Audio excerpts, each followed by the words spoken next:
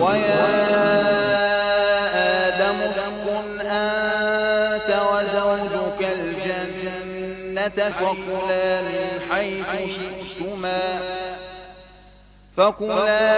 حيث شئتما ولا تقربا هذه الشجرة فتكونا من الظالمين. فوسوس لهما الشيطان ليبدي لهما ما وري عنهما من سوآتهما وقال ما نهاكما ربكما عن هذه الشجرة إلا أن تكونا ملكين أو تكونا من الخالدين.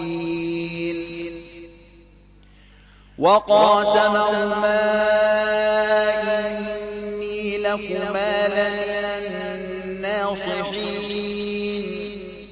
فدلاهما بغرور فلما ذاقا الشجرة بدت لهما سوآتهما وطفقا يخصفان عليهما من ورق الجنة وناداهما ربهما ألم أنهكما عن تلكما الشجرة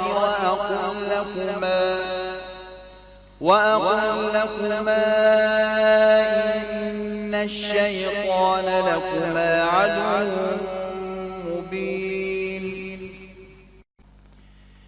قالا ربنا ظلمنا أنفسنا وإن لم تغفر لنا وترحمنا لنكونن من الخاسرين. قال اهبطوا بعضكم لبعض عدو ولكم في الأرض مستقر ومتاع إلى حين. قال فيها تحيون وفيها تموتون ومنها تخرجون. يا بني آدم قد أنزلنا عليكم لباسا يواري سوآتكم وريشا ولباس التقوى ذلك خير ذلك من آيات الله لعلهم يذكرون. يا بني آدم لا يفتننكم الشيطان كما أخرج أبويكم من الجنة